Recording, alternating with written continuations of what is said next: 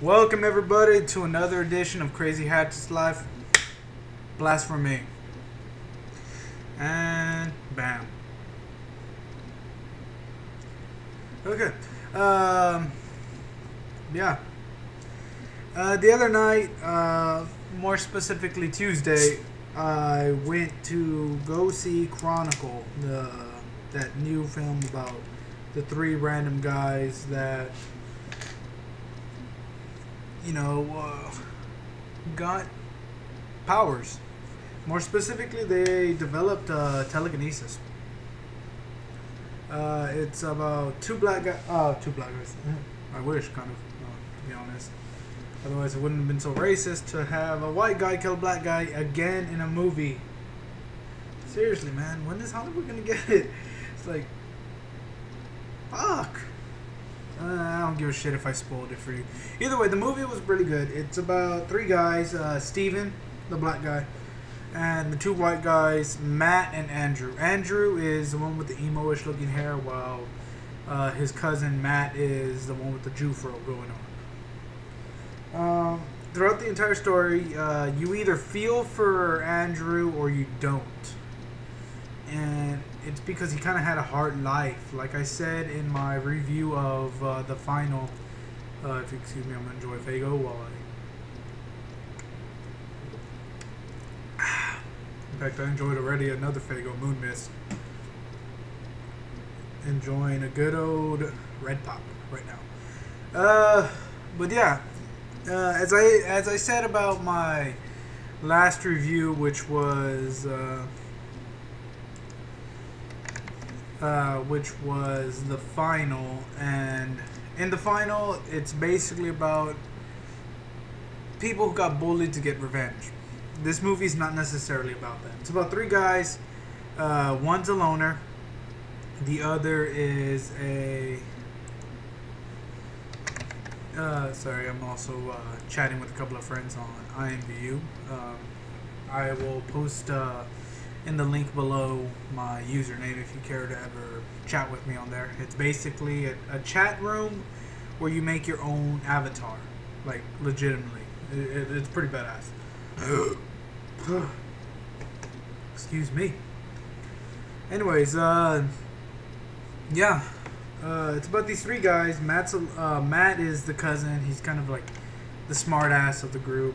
Then you got the popular guy, which was Steven, who, like, he's running for class president. He's always been a popular person. Then you got the loner, which is Andrew. Andrew comes from an abusive family.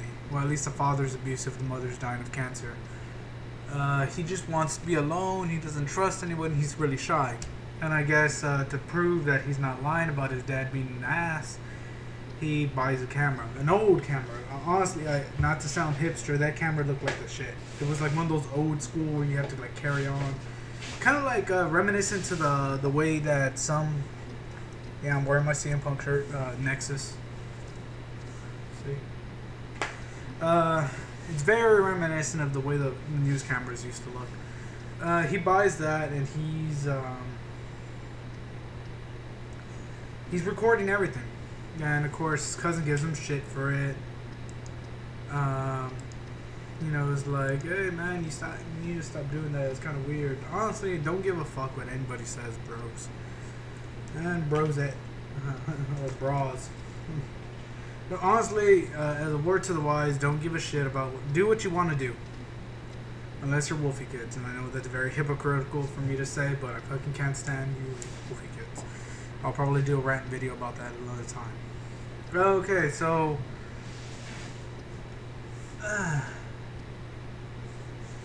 they go to a rave and they find this hole.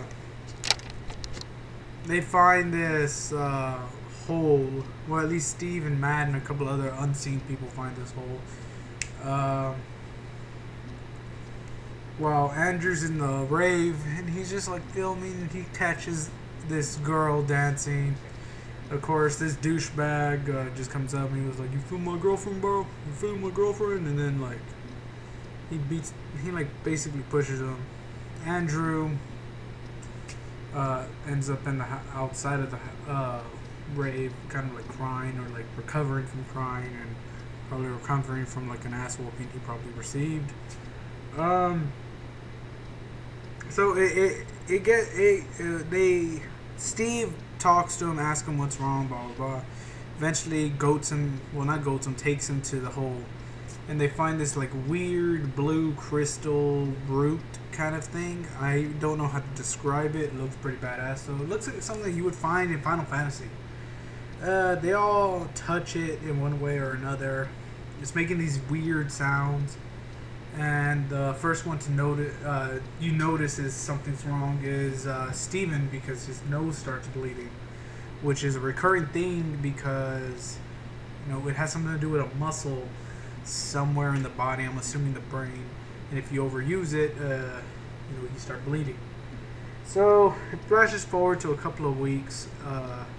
They start developing powers to where they could just create telekinetic abilities, and stop things or push things with their mind. And slowly, you see Andrew come out of his shell, which is pretty good. I mean, he was a loner, now he's not.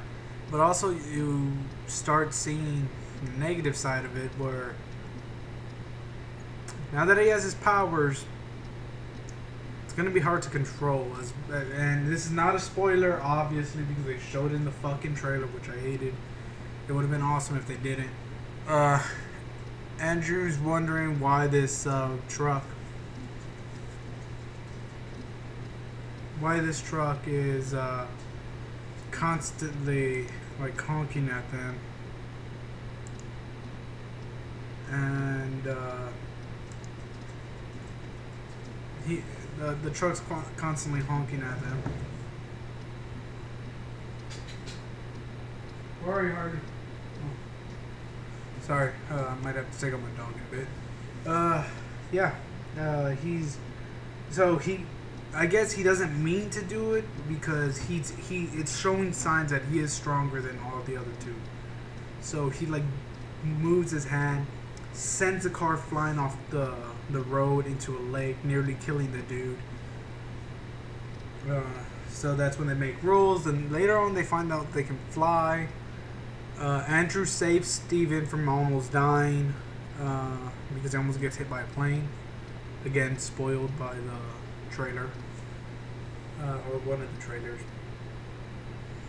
So eventually they decide to go to a talent show after Steve is kind of saying, hey, you need to get out of your shell.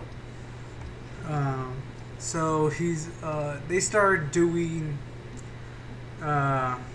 magic, and it gets Andrew very popular, which is awesome. I mean, it shows you that anybody can be popular. Fortunately, when he's almost about to lose his virginity with this kind of I don't know, it's a mix between she looks hot but she looks mannish. I don't know how to feel about that. Anyways, he's about to have sex with her, and apparently they used to know each other. He throws up on her, which sucks. Lots. And of course, the very next time he goes to school, everybody's making fun of him. You see these bullies again, they keep fucking with him. That's when you know Andrew has had enough of it. He really has. He rips out the teeth of one of the bullies. And honestly, that was the shit. I was fucking rooting for him. I was the only one in the fucking movie theater rooting for him, but I was rooting for him. And, he doesn't want to be bothered at all whatsoever. I don't know if I jumped ahead or not, but pretty much some shit goes down. Steve dies, and then it's, you see another scene where he's robbing the place dressed up as a firefighter again. Another spoiler. Also, when he's crushing the car, he's talking about how he evolved into an apex predator. If you don't know what an apex predator is, it's basically the top link of any food chain. Something that is greater than everything else. Yeah, don't, if you type in apex predator, ignore anything that has to do with Randy Orton. That's just a nickname. Apex predator, just look it up on any website. You'll figure it out. But yeah, propane tank explosion happens. Andrew's sent to the hospital and unconscious. His dad basically almost tries to kill him because his mom died while the father was looking for Andrew. And he's about to kill him, and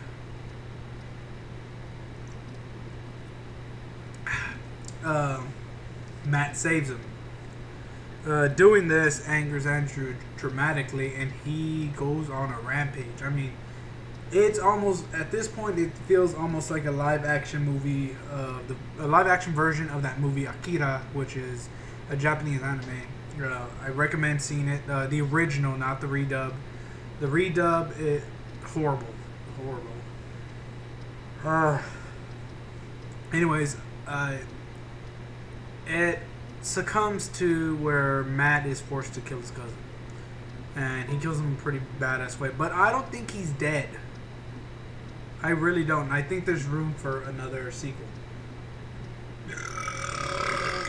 Again, I don't give a shit. I can burp in more videos. That's me. Okay, a little breakdown. I know I've been promising fans of Homie Recap that I'm going to be doing more recaps. Ian just hasn't posted any videos. I don't want to keep recapping my loss, my losses, Devin Angels. And if you guys are wondering when I'm going to be posting the next Devin Angels promo, it probably won't happen until I can get a hold of my friend, because we're going to do something epic together for the promo. And, two side notes. The XDW sequel, which, if you didn't know, I ran a offline federation that I'm gonna start, posting on the wiki pages of, Create a Wrestler wiki. I'm gonna post tidbits and storylines that happen with certain characters on their pages. If you want to see a lot of it, go to Devin Angel's page. Hold on. Okay, he's right there. Back to what I was saying. Fuck, I put my eye. Damn it. But yeah, the sequel to XDW is now going to be called NXW, which stands for Neo Extreme War. Not warfare, not wrestling. It's basically wrestling, but I decided to call it war because I didn't want to be I didn't want to say wrestling anymore. I don't know. This is just me. Confirmed stars are some of the XDW originals, which are, Devin and Jeremy Angels. You got the Violent Crow. You got N Prime. You got the Moreno brothers. You got the Young Bloods, which is my cousin Nikki's character, and Franco, aka N Prime's younger brother Damien. Got a couple of other guys that I have made also, like Sarge 69 and Phoenix. I will be posting videos on them when I get my PlayStation 3 before I start doing the NXW videos. Then also some of HWE favorites are going to be going in there. You got Big T, you got Timo, you got Core, you got The Bones, you got Mr. Lucky T himself, and you got Crazy Bobo. I'm still waiting on the messages to confirm the others. Like, I want Juggalo Joe, I want Vegas, I want M, I want Danny Too Dope. Oh yeah, we also got Joel. Yeah. Oh, and I'm also going to be doing a side channel, which once I load it up, I'll probably put a link somewhere right here. I'm going to do a side channel with the man with the plan, Lucky T, aka Tyler. I'm going to be putting a video, I'm going to be doing a video blog or vlog with him, and it's going to be about Power Rangers. I'm a huge Power Ranger fan. Currently, I'm watching Sentai, Pirate Sentai Gokaiger, which is the Pirate Power Rangers in Japan. We're going to be doing reviews on every season. yeah, abrupt end.